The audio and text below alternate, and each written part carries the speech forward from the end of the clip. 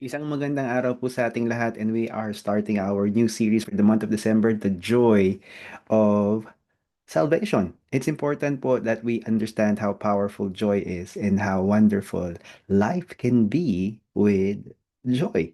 So, importante po sa Panginoon na tayo po ay mayroon kagalakan. Yung kagalakan po ay hindi mame-measure ng any material thing or anything of this world. Yung kagalakan na sinasabi ng Panginoon ay bunga ng Espiritu na nagdadala sa atin ng kakaibang emosyon.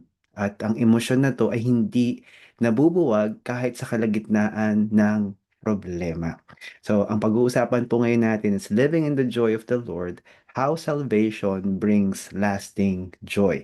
At ito po ay napakamakapangyarihan. It is really, really powerful and wonderful for all of us. So before we open in prayer, basahin po natin how salvation brings lasting joy. And this is our text. Ika nga yung intro text natin, Nehemiah 8, 9 to 10 from the New Living Translation version. If you can stand up with me wherever you are, that will be awesome. So basahin pa natin po sabay-sabay.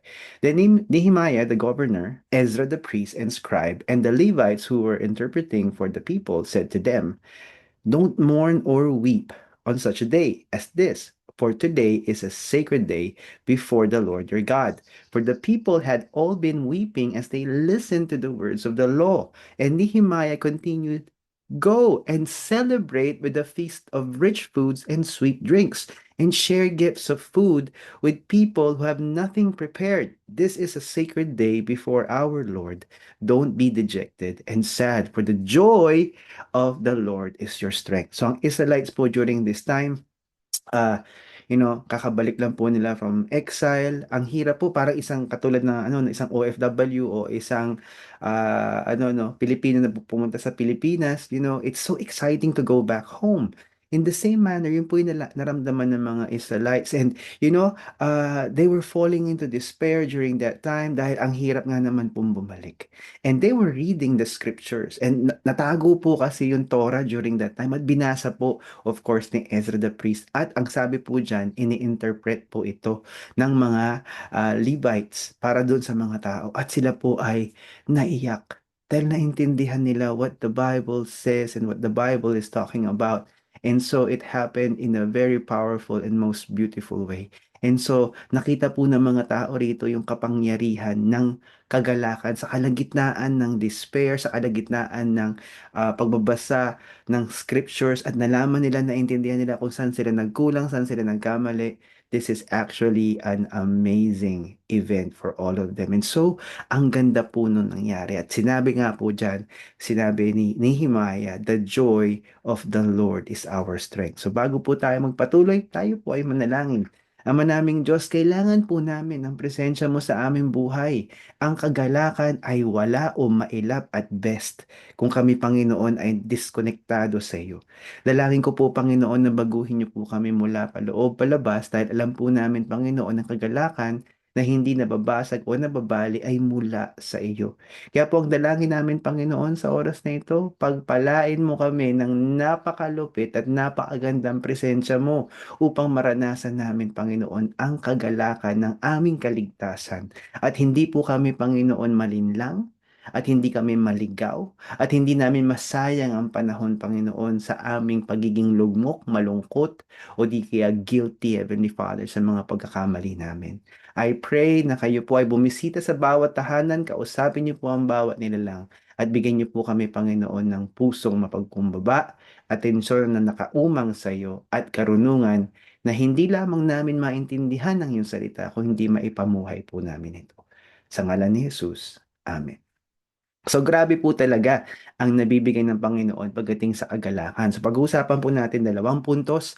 The joy of the Lord is my strength sa lahat ng bagay and living in the joy of the Lord. These are very, very important bits sa ating pag-uusapan. Alam niyo po, ang mundo, ang isa sa mga gagawin niya sa atin ay gagawin niya tayong magastos. Ang dahilan kung bakit niya kaya tayong impluwensyahan na maging magastos. And when I say magastos, hindi lamang po ito yung pera o kayamanan sa impluwensya ng mundo, kung hindi yung paggastos natin ng oras natin, paggastos natin ng talento natin, Ito po ay napupunta sa mga bagay na walang kabuluhan dahil nga po hindi tayo nakaangkla sa kagalakan ng ating kaligtasan. So ano nangyayari sa atin? Dahil tayo ay nalulungkot, bibili ka let's say ng halo-halo, hindi mo naman kailangan ng halo-halo, tapos meron ka pang diabetes type 2, tapos maghalo-halo ka pa, di lalo na diskaril ang buhay mo kasi gusto mong makaranas ng kahit temporary na happiness. Ang sabi ng Panginoon, hindi mo kailangan ng mga bagay na ito na hindi makabuluhan dahil ang aking kagalakan ay ang iyong kalakasan. Imagine niyo na lang po no, na hindi kayo may impluwensyang gumastos sa mga bagay na hindi naman makabuluhan. Sa bibili ka ng bagay, tapos itatago mo lang, o di kaya ang tatahaking mong langdas ay magkaroon ka ng trabaho na magpapayaman sa'yo, o negosyo na magpapayaman sa'yo. At ano mangyayari sa'yo in the process of doing those things, maaring ang daming mga bagay-bagay na hindi maganda na maaring mangyari sa you. You will just pierce yourself with many, many sorrows dahil ang pinupursu po natin ay hindi ayon sa kalooban ng Panginoon. Now imagine, panandalian, kung ang Panginoon ang angkla natin, hindi tayo malulungkot. Sa araw-araw nating gawain, kahit ang pag-celebrate natin ng Pasko, hindi natin kailangan ng bawat sulok ng tahanan natin may bombilya. Hindi kailangan na ang iririgalo natin ay ang pinakamahal na maari nating maibigay sa mahal natin sa buhay. Ang simplicity po ng Pasko ay maaring magdulot sa atin ng mas malalim na agalakan. Kung ang ating Pasko, ang sentro ng selebrasyon ay ang Panginoong Hesus. Maalala natin yung ginawa niya sa ating buhay, maalala natin kung ano yung gagawin niya sa ating buhay pa at ano ang maaring maging ah, pagpapala ng mga bagay na gagawin natin para sa Kanya, hindi lamang sa mundong ito, kung hindi sa kabilang buhay. So napakaganda po kapag tayo ay nakaangkla sa kagalakan ng Panginoon. Kung ikaw ay single, hindi ka maghahanap ng romantic relationship agad-agad, basta-basta hindi ka magmamadali. Kung ikaw ay may kagalakan mula sa Panginoon, kahit napakahirap ng trabaho o di kaya napakahirap pakisamahan ng mga tao sa trabaho, malalagpasan mo siya. Dahil ang kapangyarihan na kailangan mo para malagpasan ng mga bagay na ito ay ang kapangyarihan mula sa Panginoon. Kaya nga po napakaganda, ng katotohanan about, God is our source of joy. And there is no one else, of course. Ano po dyan? Ang tanong na ito, I would pose to you, how can the joy of the Lord be your strength in times of trial? Paano po natin makukuha ang kagalakan ng Panginoon at mailalapat natin sa buhay sa kalagitnaan ng mga negatibong maaring nangyayari sa atin? Halimbawa po, sumusunod tayo sa Panginoon. Gumagawa tayo lahat ng mga bagay na tama. At ang nangyari sa atin, dumaan ng bagyo, nasira ang ating tahanan. Paano tayo magkakaroon ng kagalakan sa kalagitnaan ng pagkawala ng ating tahanan? O di kaya namatayan tayo. O di kaya tayo ay nawalan ng trabaho. O di kaya dahil sa kahirapan, hindi na tayo makakain ng 3 beses sa isang araw, isang beses na lang. Ang sinasabi po ng Panginoon diyan, sa kalagitnaan ng dilubyo, ng pagsubok o pagdidisiplina, maari po natin makita yung kabutihan ng insidenteng yon, ng circumstance na yon.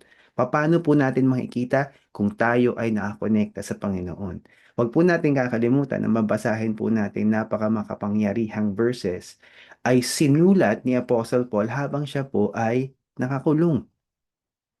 Yan po. Grabe po. Ibang klase. At ang sinasabi ng kapangyarihan ng Panginoon dyan, yung word na dunamis, it empowers us to persevere.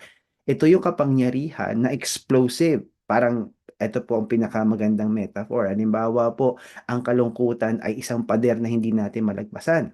Ang kagalakan ng Panginoon na may kapangyarihan, na ang Greek term ay dunamis, kaya niyang pasabugin yun. At madurog ang hadlang ng kalungkutan, ang hadlang ng depression upang tayo po ay makausad forward at maging malaya. Dahil sabi po dyan sa Philippians chapter 4 verse 4 to 5 Amplified Version, again, if you can stand up with me kung appropriate po, para pag binasa po natin ang salita ng Diyos, we are exercising reverence and the way they were doing it in the old days. Sabi dyan ni Apostle Paul, rejoice in the Lord always. Delight, take pleasure in Him. Again, I will say, rejoice. Let your gentle spirit, your graciousness, unselfishness, mercy, tolerance, and patience be known to all people. The Lord is near. Grabe po ang sitwasyon ni Apostle Paul. Ang hirap nga naman magsabi sa mga tao, you know, si Apostle Paul is doing everything correct sa mata ng Panginoon, nagdi-disciple siya, nagtatrabaho siya sa umaga para makapag-ministry siya sa gabi. He was doing everything that the Lord wanted him to do. And then, siya po ay kinulong. Hinahanda na siya para mamartir ng mga panahon na to. He was about to be martyred, to be beheaded. But yet, sa kalagitnaan ng mga problemang ito, pagsubok, siya ay nagsasabing, rejoice. Rejoice. Again, I say again, rejoice. Sabi niya po kasi naintindihan niya what it means to rejoice. Kaya nga po pag tinignan niyo ang bata, 'di ba? Ang bata hindi mo naman kailangan bigyan ng magarang regalo 'yan eh. Bigyan mo nga ng kahon ng isang toddler, masaya na siya sa kahon. Hindi mo kailangan niyang bigyan ng Lego or whatever or Duplo. Dahil sila ay may certain degree of innocence. Ang kagalakan sa kanila, maaring sa pananaw ng matanda, mababaw, pero hindi. Malalim, mas malalim ang kagalakan ng bata. Kasi nga po, hindi dependent sa circumstance ang kagalakan nila. Magkaroon lang sila ng kalaro, kahit madungis yung kalaro nila, kahit anong kulay ng kalaro nila, they don't mind. For as long as that they will have a companion during that time na kailangan nilang makipaglaro. Matitrain pa sila sa kanyang social skills, mag-aaway sila, maaring magsabunutan kung mga babae yan, magsapakan kung mga lalaki. But pansinin nyo, after the violence, ika nga, magkakabati ulit sila tapos you will see them again playing, laughing, enjoying each other's company, and they would forget. Because the joy that they have is the joy that is innocent. Yung kagalakan ng isang inosenteng bata ay sobra nga naman talagang makapangyarihan. Kung titignan po natin yung sitwasyon.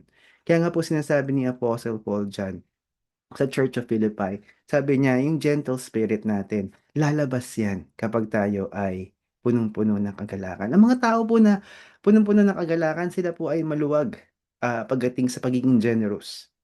Unselfish sila. They would offer a place for you because they are filled with joy. They have nothing to hide. They have nothing to prove. And what they do is simple. They do everything according to the will of God. Despite of circumstances. Kaya nga po napakahusay ng Panginoon. Ang mga taong ito, gagawa sila ng tama kahit sila ay makaranas ng chismis. Ang mga taong ito, gagawa pa rin sila ng mga bagay na makabuluhan kahit nasa kalagitnaan sila ng problema. Ang dami nilang gagawin para sa Panginoon at hindi kailangan perfect ang circumstance. Katulad ni Apostle Paul. Kung titignan po natin, you are imprisoned, that's not the perfect circumstance for anyone to say rejoice. But in fact, sa circumstance na yun, he was encouraging the church at Philippi, rejoice. Kapatid, kailangan natin ng kagalakan. Ang kagalakan na magtataas ng kalidad ng pamumuhay natin. At kapag ikaw ay may kagalakan, yung happy hormones mo, yung endorphins mo, lalabas yan, bababa yung cortisol levels mo, mawawalan ka ng stress, dahil yun ang disenyo ng Panginoon sa atin. Tinuruan tayo ng mundo maging stressed. Tinuruan tayo ng mundo na mag-conform. Tinuruan tayo ng mundo na maging mayabang. Tinuruan tayo ng mundo na kailangan meron tayong patunayan sa ating mga kapitbahay o ating kamag-anak. Ngunit ang Panginoon, sabi niya, wala kang dapat patunayan. Sundin mo lang ako. At ikaw ay magsisilbing asin at ilaw. Makikita ng mga tao ang pagkakaiba mo. Dahil ikaw ay punong-puno ng kagalakan na mula sa akin. Yan po ang katotohanan ng kapangyarihan ng Panginoon if we are going to look at it from that perspective. Tuloy po natin. Hallelujah. Meron po ulit ako itatanong sa inyo before we move to the next point. So, we'll talk about living in the joy of the Lord naman. In what ways does living in the joy of the Lord reshape your outlook on life? So, paano nga po ba mababago ang pananaw natin sa ating buhay kapag tayo po ay namumuhay sa kagalakan ng Panginoon? Di po ba? So, naalala ko po one time, no, um, meron ako na witness. Nasa isang magarang restaurant kami. I don't know kung sino yung nag-treat sa amin pero hindi lang to family affair. I think one family took us out for dinner. And so we were enjoying ourselves. We were eating maybe the same food as the other table. As nakita ko yung kabilang ano no, kabilang tawag dito. ah, lamesa, isang ano, parents tapos dalawang children. And so nakikita ko sila, they had, everything doon sa harapan nila sa pagkainan nila, they had everything that they need na sipat ko lang naman. Pero ang mga bata nila ay ano, no, gumagamit ng gadgets nila, yung dalawang mag-asawa hindi nag-uusap, kumakain sila, and that was it. And so nung nakita ko yun, ako ay nagkaroon ng compassion for them. So I equipped a prayer for that family. Na I hope they are not going through an emotional turmoil sa buhay nila because you know what? They're spending thousands of pesos to pretend na okay yung family nila. Na 'pag ang kagalakan ng Panginoon ang nasa atin, aaminin natin. May kakayahan tayong maging honest. At kung kailangan tayong maging transparent, we can be transparent with the people around us at ina-admit natin, oo, may problema kami at hindi kami magpapanggap. At ang problema namin, mare-resolve 'to, mabibigyan kami ng solusyon ng Panginoon because He is the one shaping our family. And it's absolutely amazing. So kami po, not to compare of course, no, we were enjoying the meal and yung host namin, yung tanong ng tanong, ano ba yung gusto nyo? O-order pa tayo. Itong host namin was willing to spend in order for us to enjoy that moment with them together. And it was amazing because I know that that was a blessing that comes from the Lord Almighty, yung joy ng conversation. It was more than the the ambience of the restaurant o yung sarap ng kinakain namin. And kami kasing family, we don't normally take no, pictures or ano no, share it on social media what we were experiencing. But of course, his family, asked us, if we can take some pictures and stuff. And so we had them, of course, together with that picture. And so it happened that way.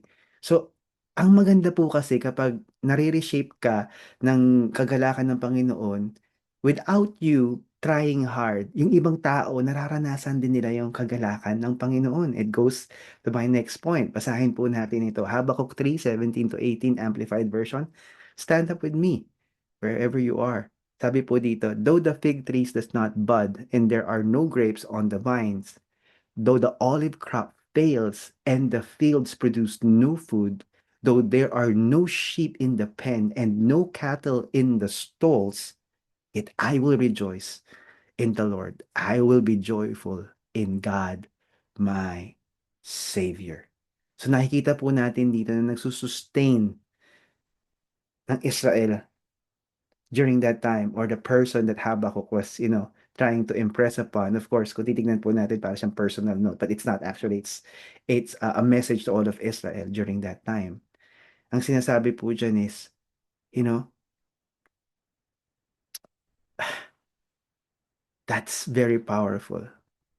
The strength that God tells us there or shares us there is spiritual empowerment. In the midst of the most difficult and so obvious na mga circumstances na hindi talaga favorable, you can see God's work.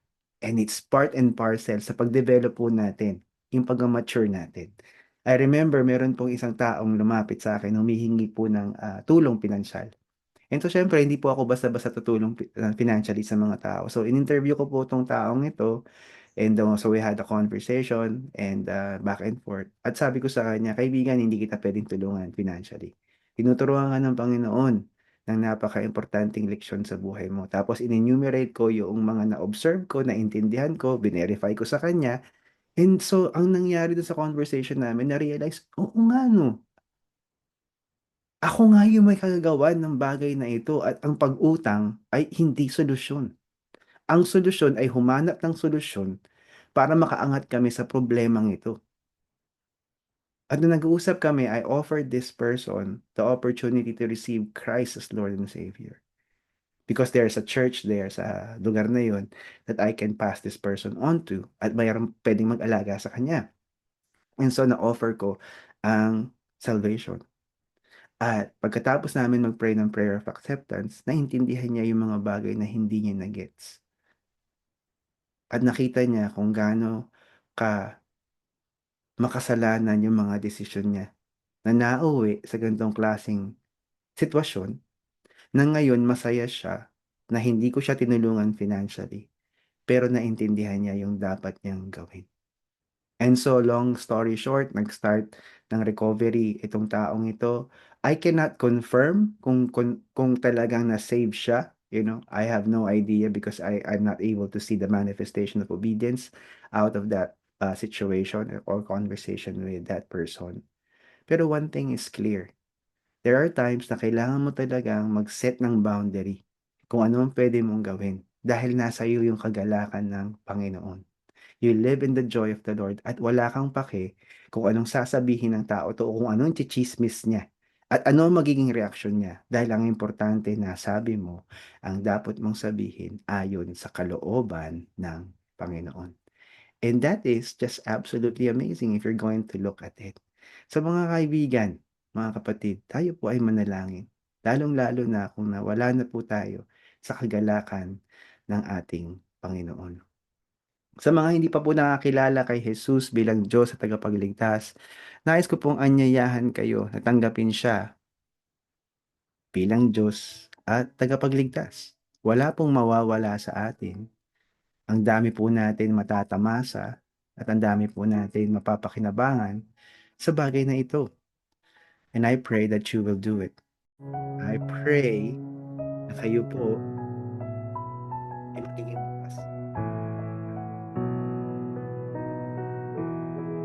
Tatlong steps in order for you to receive Christ as Lord and Savior. Una sa lahat, right now, habang ikaw ay nakayo at nananalangin tahimik, ihingi mo ng tawad ng lahat ng kasalanang naaalala mo.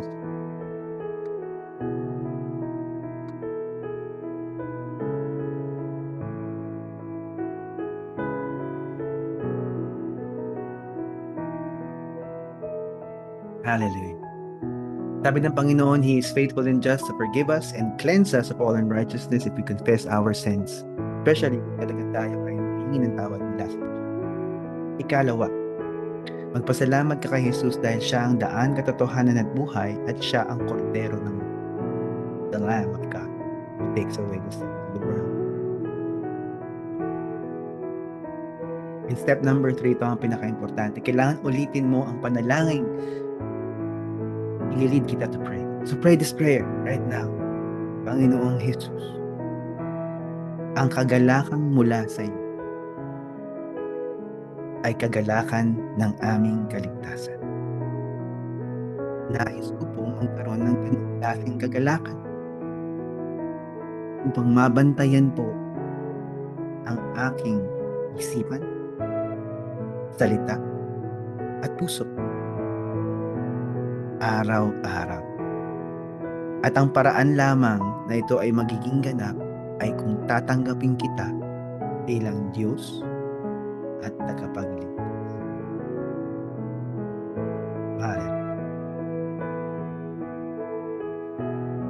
Panginoong Jesus, maghari ka po sa aking buhay.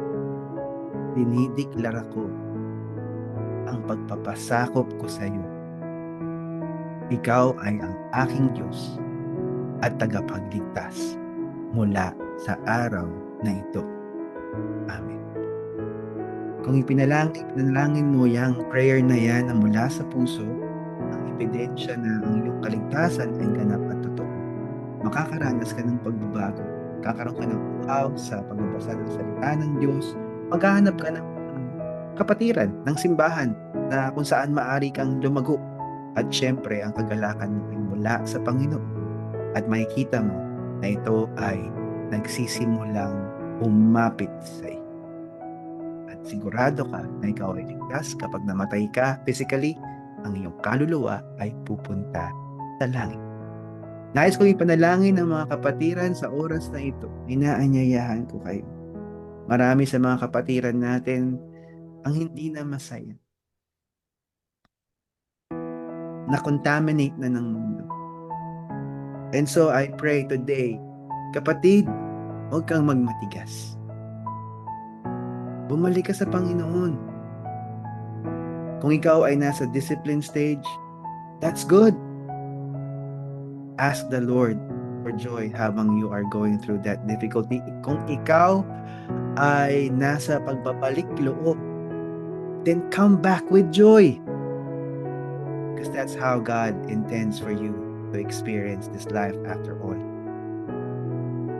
Hallelujah. Come back to the Lord. Be silent before the Lord or pray alone with the Lord for a moment.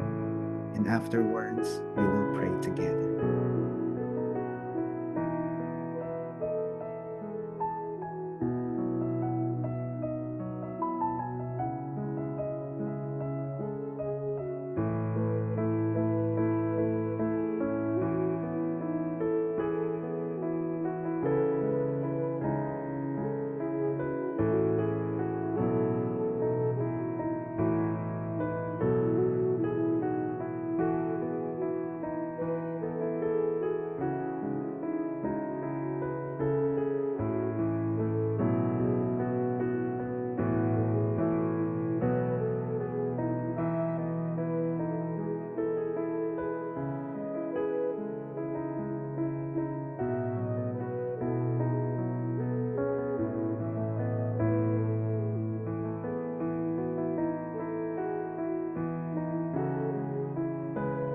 Panginoon, kami po ay nagpapasalamat sa oras na ito because you are, the most wonderful God. One of the fruit of the Spirit is joy. Hallelujah. And I pray,